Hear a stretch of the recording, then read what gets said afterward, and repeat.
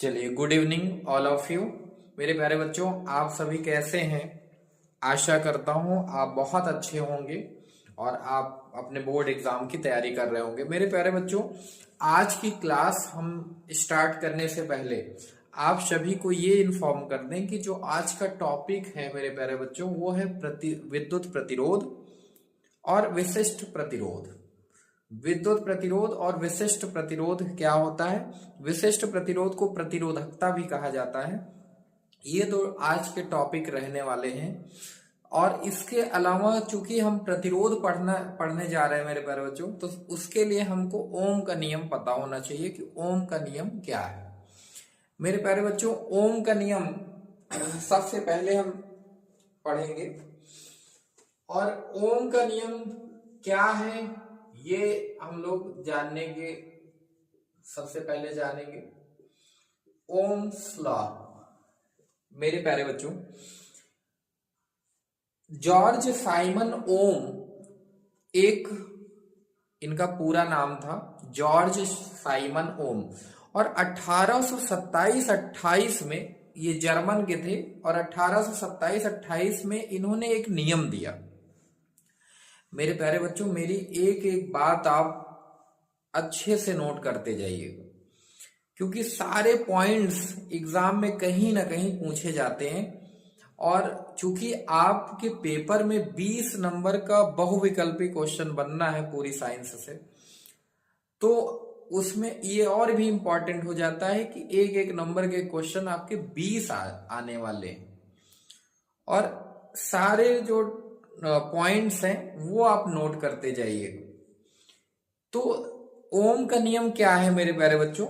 दरअसल हुआ ये कि जर्मन वैज्ञानिक जॉर्ज साइमन ओम ने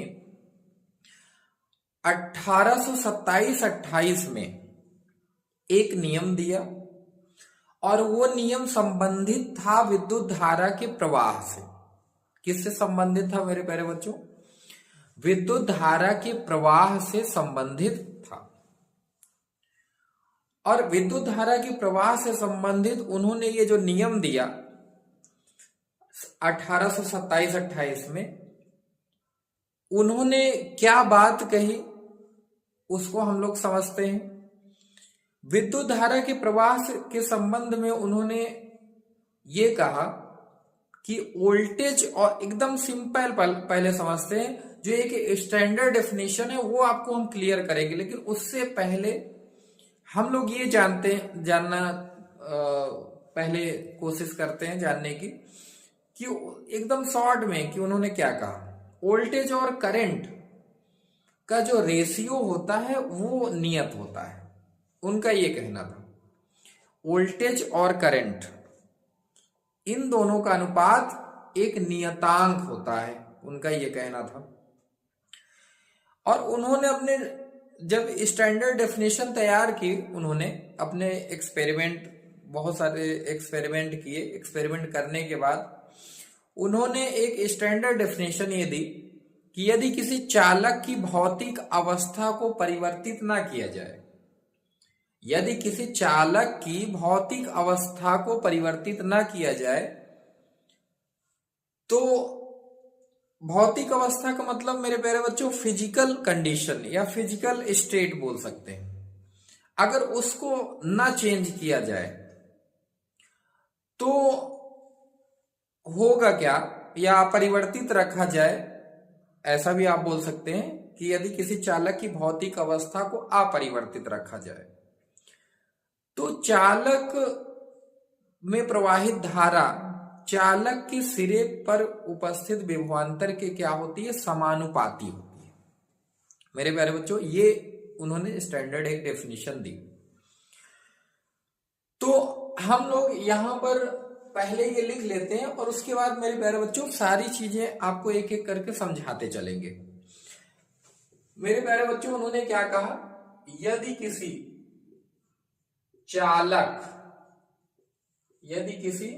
चालक की भौतिक अवस्थाओं जैसे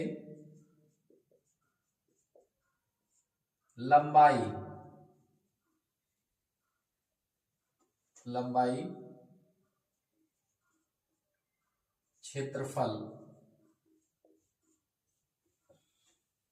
क्षेत्रफल का तात्पर्य तार चालक है या तार है उसकी मोटाई से होता है। मेरे प्यारे बच्चों, लंबाई, क्षेत्रफल, ताप, दाब,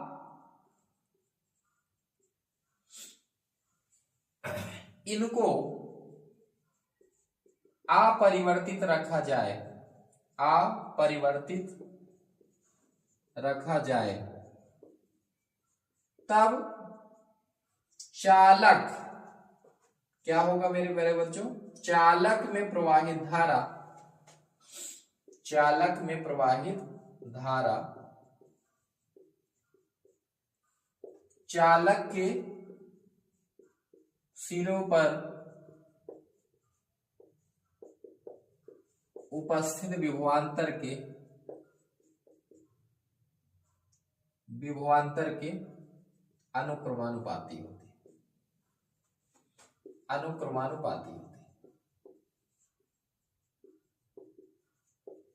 अनुक्रमानुपाती होती है या फिर आप लिख सकते हैं समानुपाती होती है। अनुक्रमानुपाती होती है या फिर समानुपाती होती है। इसका मतलब मेरे प्यारे बच्चों ये था, उनका ये कहना है कि धारा, विद्युत धारा, चालक में जो प्रवाहित धारा है वो चालक के सिरे पर उपस्थित विभवांतर के क्या है मेरे प्यारे बच्चों? समानुपाती है या फिर अनुक्रमानुपाती। उन्होंने ये बात कही। इसका मतलब ये है कि समानुपाती का मतलब ये होता है कि अगर जैसे I समानुपाती है V के, I क्या है मेरे प्यारे बच्चों? विद्युत धारा। V क्या है? विभवांतर। मेरे प्यारे बच्चों, अगर I इंक्रीज होगा तो V भी इंक्रीज होगा, I डिक्रीज होगा तो V भी डिक्रीज होगा। मतलब I बढ़ाएंगे तो V बढ़ेगा। समानुपाती का मतलब क्या होता है? समान अनुपात में बढ़ना। ठीक है, तो इसका मतलब ये है कि हम ये लिख सकते हैं V डायरेक्टली प्रोपोर्शनल I, क्योंकि अगर I डायरेक्टली प्रोपोर्शनल V है तो हम लोग ये भी लिख सकते हैं कि V डायरेक्टली प्रोपोर्शनल I। अब यहां से मेरे प्यारे बच्चों एक नियतांक आ जाता है R। जैसे ही समानुपाती का साइन हम लोग हटाएंगे मेरे प्यारे बच्चों, क्या आएगा? एक नियतांक आएगा और उस नियतांक को हम लोग कहेंगे वैद्युत प्रतिरोध या फिर चालक का प्रतिरोध। ठीक है, तो जहां, अब मेरे प्यारे बच्चों क्या लिखेंगे? जहां R एक नियतांक है, जहां R एक नियतांक है जिसे विद्युत का प्रतिरोध या विद्युत प्रतिरोध या चालक का प्रतिरोध कहा जाता है, चालक का प्रतिरोध कहा जाता है,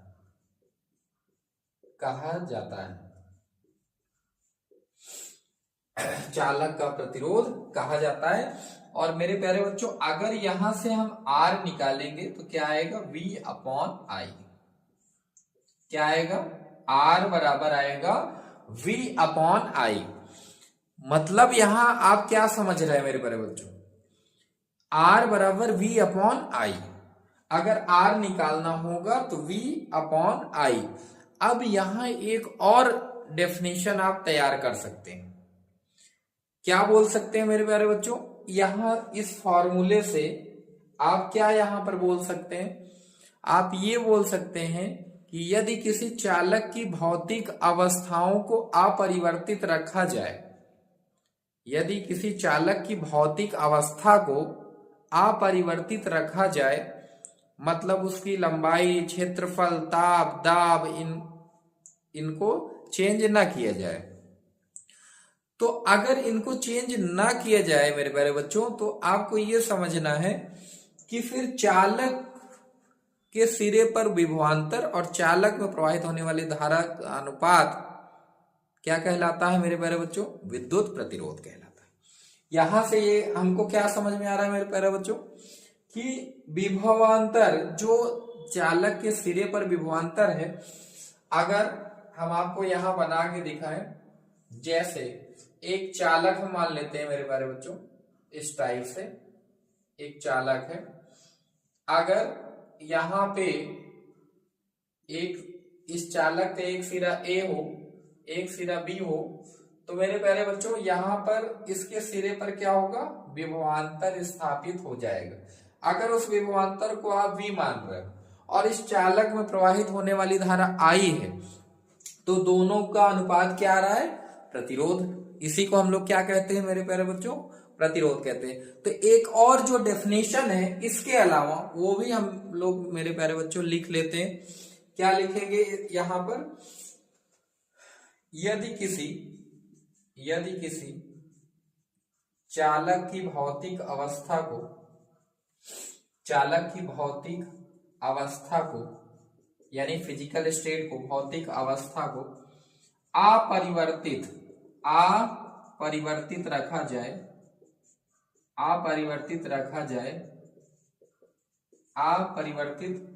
यदि किसी चालक की भौतिक अवस्था को अपरिवर्तित रखा जाए, तब चालक के सिरे पर उपस्थित विभवांतर, चालक के सिरे पर उपस्थित विभवांतर चालक के सिरे पर उपस्थित विभवांतर तथा चालक में प्रवाहित धारा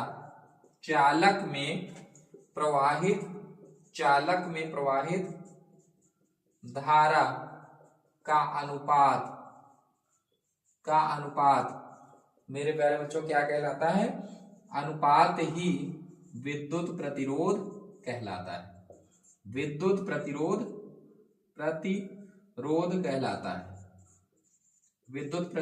कहलाता है।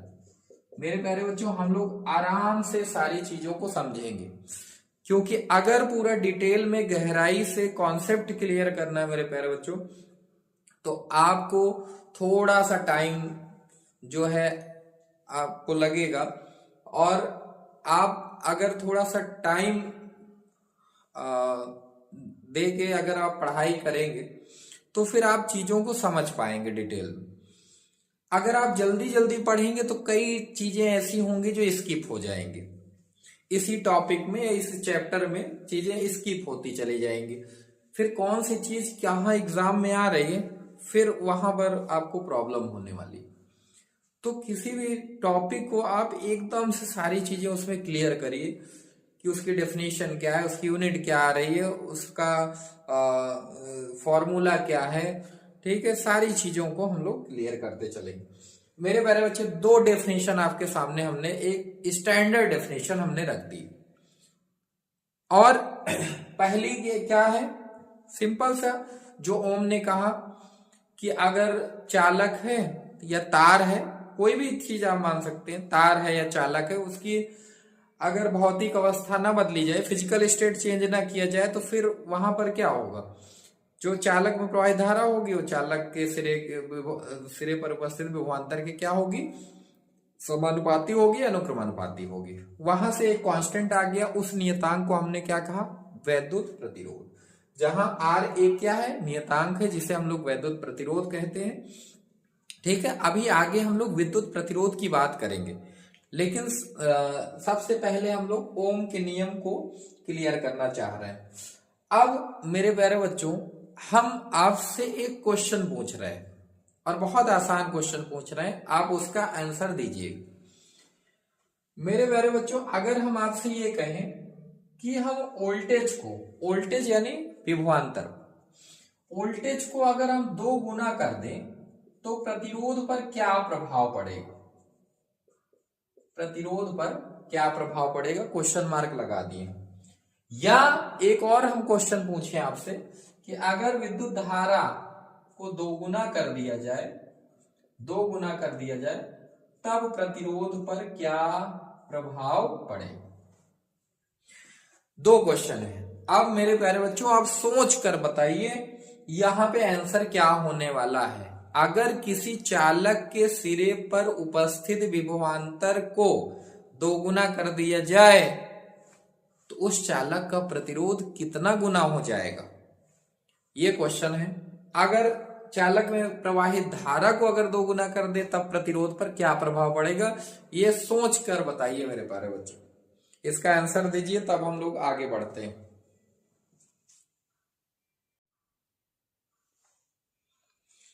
बताइए मेरे प्यारे बच्चों इसका आंसर। मेरे प्यारे बच्चों, ज्यादातर बच्चों का ये सोचना होगा कि v और r यहां इस प्रकार है कि अगर v को दोगुना किया जाए तो r भी क्या हो जाएगा, दोगुना। ज्यादातर बच्चों का मेरे प्यारे बच्चों आंसर यही आएगा। ज्यादातर बच्चे यही कहेंगे, क्योंकि सर वो ये देखेंगे कि सर यहाँ पे v और r में इस प्रकार का रिलेशन समझ में आ रहा है, v और r का, कि v को अगर दोगुना किए तो r भी क्या हो जाएगा, दोगुना हो जाएगा। दूसरा हमने क्या पूछा मेरे प्यारे बच्चों, i को दोगुना कर दिया जाए, तो i और r इस प्रकार प्रतीत हो रहे हैं व्युत्क्रमानुपाती। तो व्युत्क्रमानुपाती का मतलब अगर हम i को दोगुना करेंगे, यहां i के प्लेस पे 2i करेंगे, दोगुना करेंगे, तो इसका मतलब क्या हो जाएगा, r आधा हो जाएगा। क्या हो जाएगा मेरे प्यारे बच्चों, आधा। ज्यादातर बच्चों का आंसर ऐसा ही होगा, लेकिन मेरे प्यारे बच्चों ये दोनों आंसर गलत है। ये दोनों आंसर गलत हैं और बिल्कुल गलत है, ये दोनों आंसर गलत है। अब क्या सही होगा ये देखिए। अगर मेरे प्यारे बच्चों जैसे पहले का हम आंसर लिखने जा रहे हैं, अगर v को दोगुना कर दें तो हमारा फॉर्मूला क्या है, हमारा फॉर्मूला है r is equals to v upon i। ठीक है, आप क्या जानते हो, आपको क्वेश्चन में ये दिया गया कि v दोगुना करें तो r क्या होगा। तो मेरे प्यारे बच्चों ये देखिए कि अगर हम v को दोगुना करेंगे तो ओम ने क्या कहा, ओम ने क्या कहा, v डायरेक्टली प्रोपोर्शनल i। तो अगर v को आप दोगुना करेंगे तो i भी दोगुना हो गया ऑटोमेटिक। बताओ v अगर हम दोगुना करेंगे तो i भी क्या हो जाएगा, दोगुना। इसका मतलब यहाँ क्या आ जाएगा, 2i, 2 से 2 कैंसिल हो जाएगा, फिर से हमको क्या मिल जाएगा, v अपॉन i। इसका मतलब r is equals to v upon i ही आ गया। देख रहे हैं मेरे प्यारे बच्चों, कोई चेंज नहीं, कोई परिवर्तन नहीं होगा, r पर कोई प्रभाव नहीं पड़ रहा है। क्या लिखेंगे, r पर कोई प्रभाव नहीं पड़ रहा है, नहीं पड़ रहा है। ये पहले क्वेश्चन का आंसर हो गया। अब मेरे प्यारे बच्चों दूसरे क्वेश्चन का आंसर समझ लेते हैं। आई दोगुना कर दें तब क्या होगा मेरे प्यारे बच्चों, अगर फॉर्मूला क्या है, v अपॉन आई। इस बार आई को दोगुना किया जा रहा है, तो यहां देखिए अगर आप आई को दोगुना करेंगे तो डायरेक्टली प्रोपोर्शनल होता है v के आई। अगर आई दोगुना तो v भी दोगुना, तो ऑटोमेटिक यहां पर ये क्या हो जाएगा, 2v। ये भी दोगुना हो गया और 2 से 2 कैंसिल हो गया, r is equals to v upon I. It means कोई प्रभाव नहीं पड़ेगा, कोई प्रभाव नहीं पड़ेगा r पर इसका कोई प्रभाव नहीं पड़ेगा, प्रभाव नहीं पड़ेगा। अब आपको एक बात नोट कर लेनी है मेरे प्यारे बच्चों, वोल्टेज और करंट प्रतिरोध इस पर निर्भर नहीं करता है। क्या नोट करना है मेरे प्यारे बच्चों, आगे हम लोग तो हम लोग क्या लिखेंगे, अर्थात R V तथा I पर निर्भर नहीं करता है, V तथा I पर निर्भर नहीं करता है, निर्भर नहीं करता है। अब मेरे प्यारे बच्चों हम लोग आगे बढ़ते हैं और अगला टॉपिक विद्युत प्रतिरोध। विद्युत प्रतिरोध या फिर चालक का प्रतिरोध, विद्युत प्रतिरोध या फिर इसे क्या बोलते हैं मेरे प्यारे बच्चों, चालक का प्रतिरोध। अब चालक का प्रतिरोध, चालक का प्रतिरोध ये अगला टॉपिक है, चालक का प्रतिरोध क्या होगा या विद्युत प्रतिरोध क्या होगा। मेरे प्यारे बच्चों, इसकी डेफिनेशन आपको हम सबसे पहले समझा देते हैं। किसी चालक का वह गुण, लिखते भी चलते हैं, किसी चालक का वह गुण, किसी चालक का वह गुण जिसके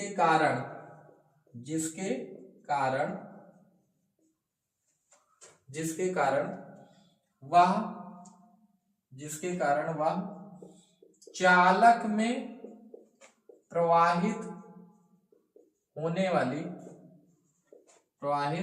होने वाली विद्युत धारा के मार्ग में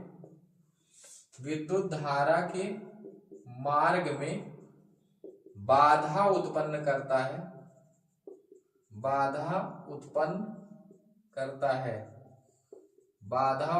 करता है, विद्युत प्रतिरोध या चालक का प्रतिरोध कहलाता है। विद्युत प्रतिरोध या चालक का प्रतिरोध कहलाता है, चालक का प्रतिरोध कहलाता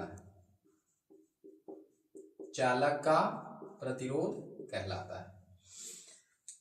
मेरे प्यारे बच्चों, अगर विद्युत धारा प्रवाहित हो रही है और उसके मार्ग में अवरोध उत्पन्न हो रहा है तो उसी अवरोध को या उसी बाधा को हम लोग क्या कहते हैं, चालक का प्रतिरोध कहते हैं। अगर कोई तार है या चालक है, उसमें विद्युत धारा का प्रवाह चल रहा है और उसके विद्युत धारा के प्रवाह के मार्ग में, ठीक है, जिस चालक में विद्युत धारा प्रवाहित हो रही है, अगर उसके मार्ग में रुकावट उत्पन्न हो रही है या बाधा उत्पन्न हो रही है या मार्ग में अवरोध उसके उत्पन्न हो रहा है, तो उसी को हम लोग कहते हैं विद्युत प्रतिरोध या फिर चालक का प्रतिरोध इसे कहा जाता है। मेरे प्यारे बच्चों, इस विद्युत प्रतिरोध को हम लोग कैपिटल R से प्रदर्शित करते हैं। विद्युत प्रतिरोध को सारे पॉइंट लिखते जाइए। विद्युत प्रतिरोध को R से प्रदर्शित करते हैं, सारे पॉइंट मेरे प्यारे बच्चों लिखते चलते हैं, एक के बाद एक सारे पॉइंट आपको बताते चलते हैं। विद्युत प्रतिरोध को R से प्रदर्शित करते हैं। विद्युत प्रतिरोध का एसआई प्रणाली में मात्रक, विद्युत प्रतिरोध का एसआई प्रणाली में मात्रक वोल्ट पर एम्पियर या ओम होता है। क्यों? क्योंकि ओम के नियम से जो फॉर्मूला मिला था मेरे प्यारे बच्चों, क्या मिला था, V = IR, और वहां से R जब हमने निकाला तो V/I। तो R का जो फॉर्मूला मिला है वो क्या मिला है, V/I, जहां V क्या है, चालक के सिरे पर विभवांतर, और I क्या है, विद्युत धारा। तो यहां से अगर आप देखें तो विभवांतर का मात्रक क्या होता है एसआई प्रणाली में, वोल्ट, और विद्युत धारा का क्या होता है, एम्पियर। तो यहां से मात्रक क्या आ जाएगा, वोल्ट पर एम्पियर, या फिर हम इसे ओम लिख सकते हैं। ठीक है, तो इसका मतलब कि हमको ये मात्रक मिल गया ओम। विद्युत प्रतिरोध का मात्रक क्या होता है मेरे प्यारे बच्चों, ओम। क्या होता है विद्युत प्रतिरोध का मात्रक, ओम। या फिर क्या लिख सकते हैं, वोल्ट पर एम्पियर, या फिर क्या लिख सकते हैं, वोल्ट पर एम्पियर। नोट करिए, सारे पॉइंट नोट करिए। और आगे इसी क्रम में हम लोग और आगे बढ़ते हैं। विद्युत प्रतिरोध किसके बराबर होगा, यहां पे मेरे प्यारे बच्चों ये लिख लीजिए, विद्युत प्रतिरोध बराबर विभवांतर अपॉन में विद्युत धारा।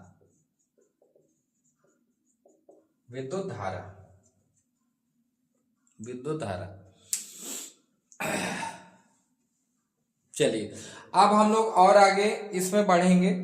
मेरे प्यारे बच्चों, जैसे किसी चालक के सिरे पर अगर विभवांतर स्थापित किया जाए, किसी चालक के सिरे पर अगर विभवांतर स्थापित किया जाए तो विभवांतर स्थापित करने से क्या होगा, उस चालक में धारा प्रवाहित होने लगती है, और विद्युत धारा प्रवाहित होने लगेगी तो विद्युत धारा के मार्ग में जो अवरोध उत्पन्न होगा या जो रुकावट उत्पन्न होगी उसी को हम लोग चालक का प्रतिरोध कहते हैं। जब हम किसी चालक या तार को बैटरी से कनेक्ट कर देते हैं तो उस चालक के सिरे पर विभवांतर स्थापित हो जाता है और उस चालक में धारा प्रवाहित होने लगती है, विद्युत धारा प्रवाहित होने लगती है। और विद्युत धारा के प्रवाह में या मार्ग में जो बाधा का काम करते हैं उसी को हम लोग विद्युत का प्रतिरोध कहते हैं। अब हम लोग और आगे मेरे प्यारे बच्चों बढ़ रहे हैं। इसके बाद अब विद्युत प्रतिरोध का मात्रक हमने जान लिया, ओम होता है, इसका मात्रक ओम होता है। इसके अन्य मात्रक मेगा ओम या छोटा मात्रक माइक्रो ओम भी होता है, माइक्रो ओम होता है। अगर बड़े मात्रक की बात करेंगे तो मेगा ओम, बड़े मात्रक की बात करेंगे तो मेगा ओम, या छोटे मात्रक की अगर बात करते हैं तो माइक्रो ओम। माइक्रो ओम मतलब 10⁻⁻6। 1 माइक्रो ओम बराबर कितना होगा, 10⁻⁻6 ओम छोटा मात्रक होता है। और मेगा ओम जो होता है वो मेरे प्यारे बच्चों क्या होता है, बड़ा मात्रक होता है। विद्युत प्रतिरोध का एसआई प्रणाली में मात्रक क्या होता है, वो होता है ओम। लेकिन अगर आप जो है बड़े मात्रक की बात करेंगे तो मेगा ओम लिख सकते हैं, छोटे मात्रक की बात करते हैं तो मिली ओम या फिर माइक्रो ओम, ऐसा करके हम लोग लिख सकते हैं।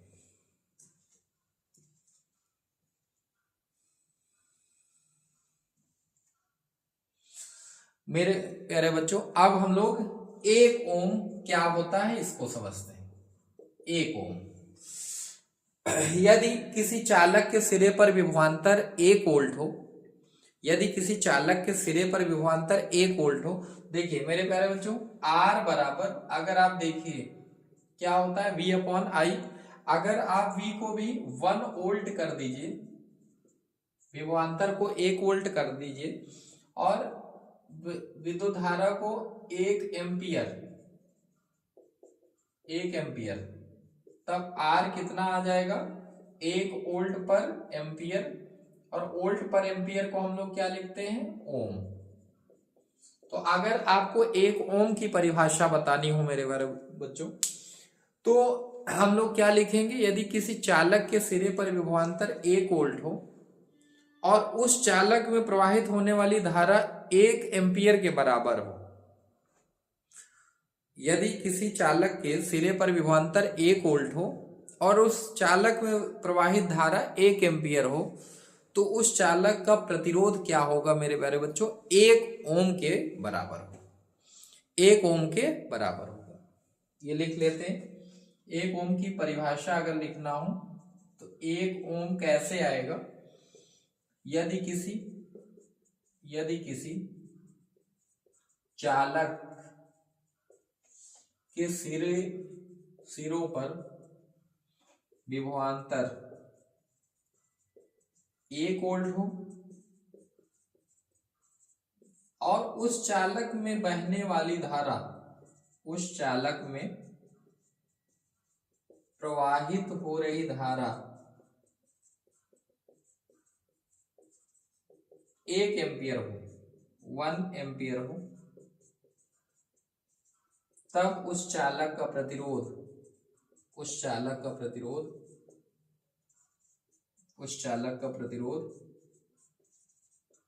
1 ओम के बराबर होगा, 1 ओम होगा,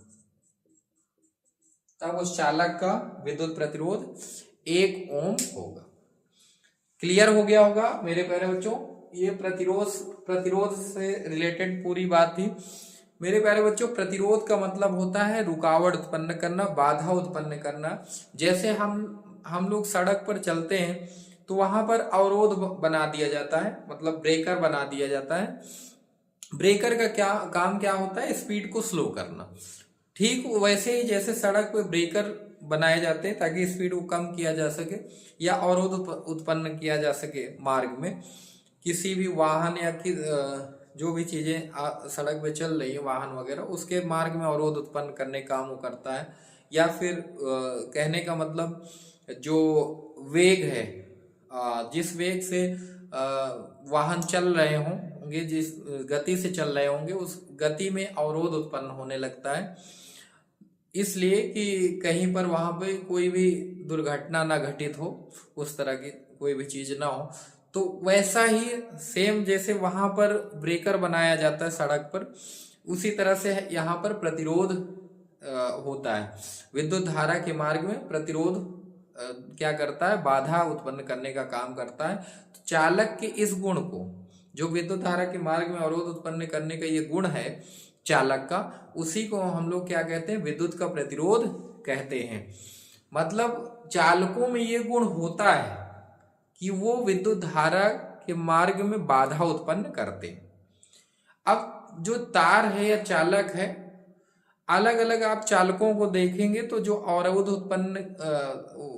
उत्पन्न करने के मतलब कोई अवरोध कम उत्पन्न करता है, कोई ज्यादा उत्पन्न करता है, इस टाइप से चालक भी कई प्रकार के हैं।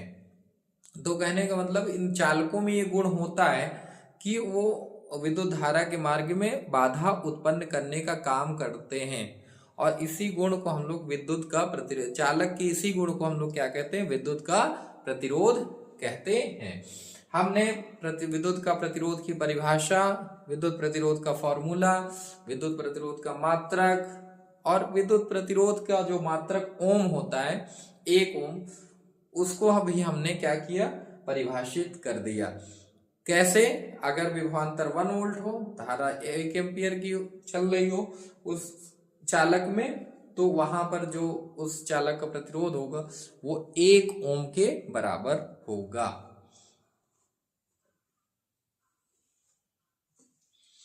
मेरे प्यारे बच्चों, ये नोट कर लीजिए या आप स्क्रीनशॉट ले लीजिए और फिर हम लोग आगे बढ़ते हैं।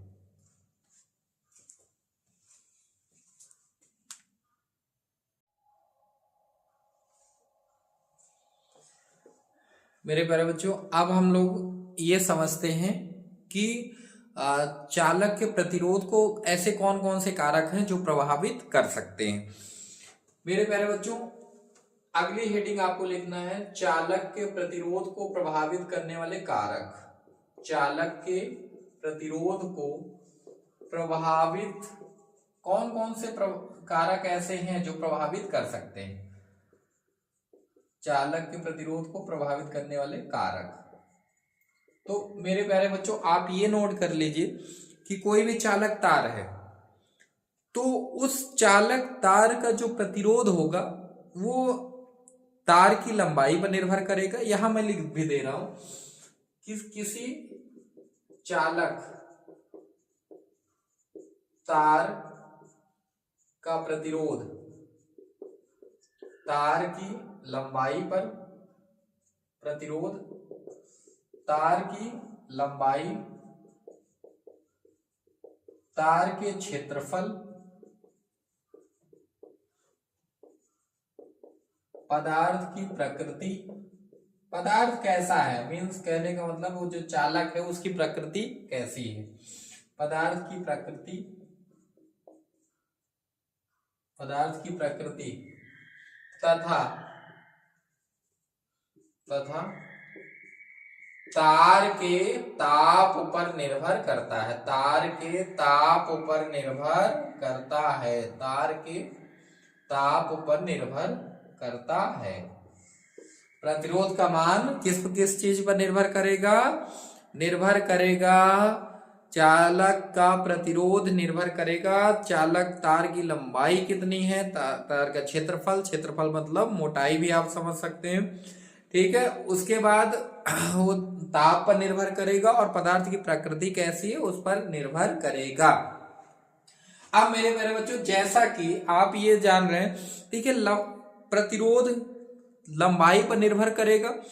लंबाई पर निर्भर कैसे करेगा मेरे प्यारे बच्चों, आप ऐसे समझिए कि अगर किसी चालक तार की लंबाई कम है तो वहां पर मेरे प्यारे बच्चों लंबाई कम होने से, जैसे अगर कोई चालक है उसकी लंबाई पहले इतनी, अब मेरे प्यारे बच्चों इसमें जो प्रतिरोध होगा इस चालक तार में, इस चालक में जो प्रतिरोध होगा वो अगर एक और चालक ले लें, उसमें इन दोनों में अगर हम लोग प्रतिरोध की बात करेंगे मेरे प्यारे बच्चों, तो इस चालक में प्रतिरोध क्या होगा, ज्यादा होगा, क्योंकि इस चालक की लंबाई क्या है, ज्यादा।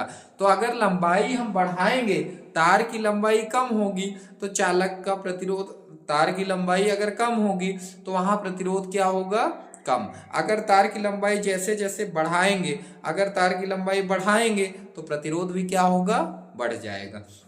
मेरे प्यारे बच्चों, आप ये समझिए कि जैसे जो मार्ग है, विद्युत धारा का मार्ग, अगर वो चालक की जितनी ज्यादा लंबाई होगी उसके मार्ग में उतना ही ज्यादा अवरोध होगा।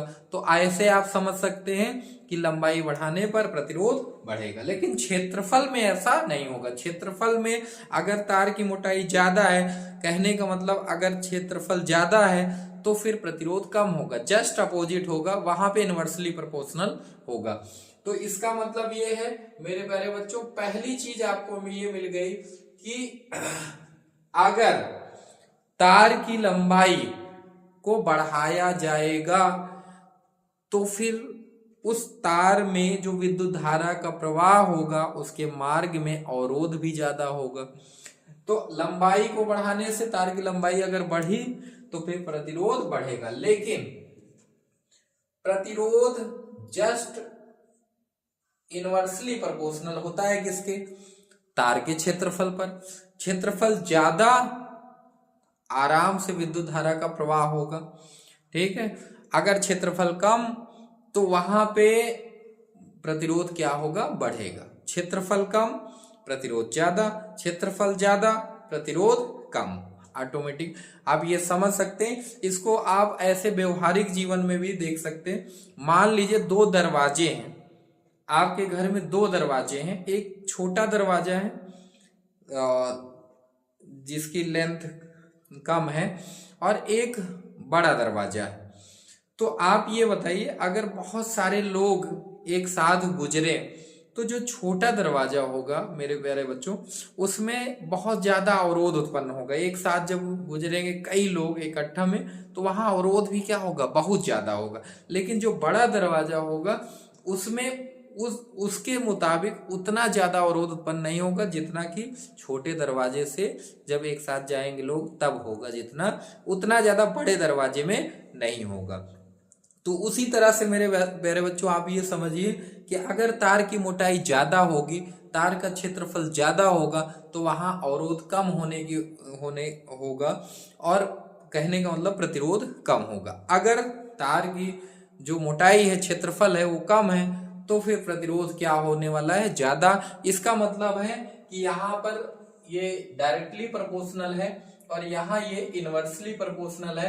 अगर समीकरण 1 और 2 को मेरे प्यारे बच्चों, अगर हम समीकरण 1 और 2 से यहाँ कुछ निकालना चाहें तो क्या निकालेंगे, ध्यान दीजिएगा।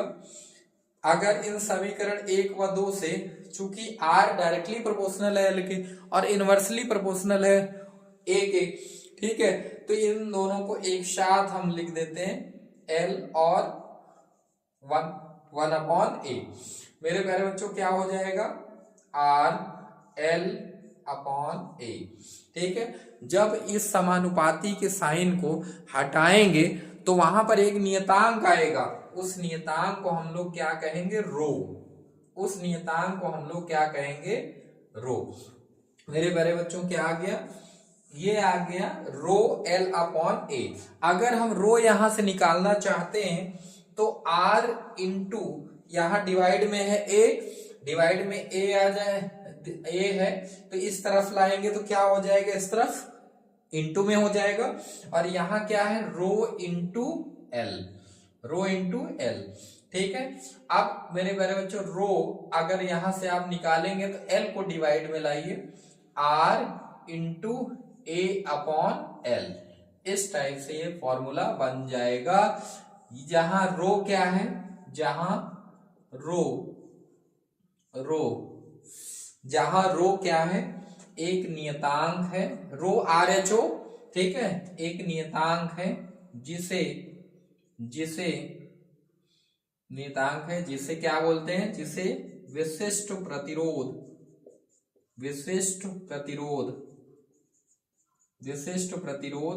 या प्रतिरोधकता कहते हैं, विशिष्ट प्रतिरोध या प्रतिरोधकता कहते हैं। मेरे प्यारे बच्चों अगर आर आपको निकालना हो तो रो एल अपॉन ए, लंबाई, तार की लंबाई ऊपर होगी न्यूमरेटर में और डिनोमिनेटर में क्या होगा, क्षेत्रफल। लेकिन जब आप रो निकालेंगे उस टाइम लंबाई कहाँ होगी, डिवाइड में यानी डिनोमिनेटर में, और क्षेत्रफल यानी एरिया कहाँ होगा, वो न्यूमरेटर में होगा। ये आपको समझना है। यहां हमने रो का फॉर्मूला निकाल दिया, R into A upon L. इसे क्या कहते हैं, विशिष्ट प्रतिरोध कहते हैं। इसे क्या कहते हैं, विशिष्ट प्रतिरोध। अब हम लोग मेरे प्यारे बच्चों इस विशिष्ट प्रतिरोध का मात्रक निकाल लेते हैं। अगर रो के मात्रक की बात की जाए, रो के मात्रक की बात की जाएगी तो क्या होगा, रो के मात्रक की बात होगी तो आर का मात्रक क्या होता है, ओम। प्रतिरोध का मात्रक क्या होता है मेरे प्यारे बच्चों, ओम। ए का मात्रक क्या होता है, मीटर स्क्वायर। लंबाई का मात्रक मीटर। 1 मीटर से 1 मीटर कैंसिल हो गया। अगर इसका मात्रक आप देखेंगे तो ओम मीटर, ओम मीटर, ओम मीटर, ओम मीटर। तो प्रतिरोध, विद्युत प्रतिरोध का मात्रक ओम, लेकिन विशिष्ट प्रतिरोध का मात्रक ओम मीटर। क्या हो गया, ओम मीटर, ओम मीटर। ओम के साथ अगर मीटर भी लगा है तो किसका मात्रक है, विशिष्ट प्रतिरोध का। मेरे प्यारे बच्चों किसका मात्रक है, विशिष्ट प्रतिरोध का। और प्रतिरोध का मात्रक क्या होता है, प्रतिरोध के मात्रक में केवल क्या लिखा जाता है, ओम। केवल क्या लिखा जाता है, ओम। अगर यहां पर आप एक और बात समझिए, अगर हम यदि विशिष्ट प्रतिरोध का मात्रक ओम मीटर, प्रतिरोध का मात्रक ओम, आवेश का मात्रक क्या था, कूलाम, विद्युत धारा का क्या था, एम्पियर, विभव या विभवांतर का क्या था, वोल्ट। यहां पर अगर हम ये समझे कि अगर तार की लंबाई को 1 मीटर कर दें, अगर तार की लंबाई को 1 मीटर कर दें और तार के क्षेत्रफल को 1 मीटर स्क्वायर कर दें, तार के क्षेत्रफल को 1 मीटर स्क्वायर कर दें, मतलब जो तार है उसकी लंबाई को हम 1 मीटर करें और क्षेत्रफल 1 मीटर स्क्वायर कर दें, तो क्या हो जाएगा, ये जो रो है वो r इंटू A1 और लंबाई यहाँ a की जगह 1 और l भी कितना रखना है, 1 यानी एकांक। ठीक है, तो क्या हो जाएगा, रो इज इक्वल्स टू क्या आ जाएगा मेरे प्यारे बच्चों, आ जाएगा rho is equals to R. Rho is equals to क्या आ जाएगा, आर। तो वहां से भी आप विशिष्ट प्रतिरोध की, यहां से भी आप विशिष्ट प्रतिरोध की परिभाषा बना सकते हैं, लेकिन यहां पर लंबाई को एकांक दिखाना होगा। और मेरे प्यारे बच्चों यहाँ जो क्षेत्रफल होगा, क्षेत्रफल चालक या जो तार है उसका जो क्षेत्रफल होगा वो एकांक हो और लंबाई एकांक हो, तब जो विशिष्ट प्रतिरोध होगा वो चालक के प्रतिरोध के बराबर होगा। यहां से आप विशिष्ट प्रतिरोध की परिभाषा भी आप बनाकर लिख सकते हैं। इस तरह से मेरे प्यारे बच्चों अब हम लोग विशिष्ट प्रतिरोध, विद्युत का प्रतिरोध, ओम का नियम, ये सारे टॉपिक हो चुके हैं आज की क्लास में। और इसके पहले का जो लेक्चर है उसमें हमने आपको विभव, विद्युत विभव और विद्युत विभवांतर के बारे में समझाया। इन सब में जो भी फॉर्मूले मिले हैं मेरे प्यारे बच्चों, आप याद रखिएगा, और अगला जो लेक्चर होगा, अगली जो क्लास होगी, उसमें हम इन पे जो न्यूमेरिकल्स आते हैं एग्जाम में वो क्लियर करेंगे। तो मेरे प्यारे बच्चों, आज फिर से एक बार रिवाइज कर लेते हैं हम लोगों ने क्या क्या पढ़ा। ओम का नियम, ओम का नियम क्या है? किसी चालक की यदि किसी चालक की भौतिक अवस्थाओं को अपरिवर्तित रखा जाए तो चालक में प्रवाहित धारा चालक के सिरे पर उपस्थित विभवांतर के समानुपाती होती है। वहां से हमको V बराबर IR फॉर्मूला मिल गया। उसके बाद प्रतिरोध अगर निकालना है तो V अपॉन क्या हो जाएगा? I हो जाएगा। उसके बाद अगर हम लोग विद्युत प्रतिरोध की बात करें तो विद्युत प्रतिरोध क्या होता है? देखिए, चालक के अगर सिरे पर आप विभवांतर स्थापित करेंगे तो चालक में धारा प्रवाहित होगी, और चालक में ऐसा गुण होता है कि वो विद्युत धारा के मार्ग में अवरोध उत्पन्न करता है। अब भिन्न भिन्न जो पदार्थ हैं वो विद्युत धारा के मार्ग में अवरोध उत्पन्न करने की क्षमता भी उनकी भिन्न भिन्न होती है। अब ये जो गुण है चालक का, इस गुण को हम लोग विद्युत प्रतिरोध कहते हैं। अगर आपको सिंपल वे में समझना है तो बस आप ये समझिए विद्युत धारा के मार्ग में अवरोध उत्पन्न करने वाले कारक को ही विद्युत प्रतिरोध कहते हैं। उसके बाद हम लोगों ने यहाँ विशिष्ट प्रतिरोध का भी फॉर्मूला निकाला। क्या निकाला? रो बराबर R into A upon L। अगर कैपिटल R जो प्रतिरोध की अगर बात करोगे तो प्रतिरोध के लिए ये होगा R rho L upon A। मेरे प्यारे बच्चों, इस तरह से हमने ये सारे टॉपिक क्लियर कर लिए। तो विशिष्ट प्रतिरोध का मात्रक याद रखिए, ओम मीटर। कहीं कहीं ओम सेंटीमीटर लिखा रहता है, लेकिन अगर आपसे SI प्रणाली में पूछे तो आपको क्या बताना है? ओम मीटर। क्या बताना है? ओम मीटर। प्रतिरोध का क्या होता है? ओम। ठीक है, इस तरह से मेरे प्यारे बच्चों, आपको उम्मीद है सारी चीजें आपको बिल्कुल समझ में आई होंगी। अब हम लोग मिलते हैं अगली क्लास में मेरे प्यारे बच्चों। जय हिंद।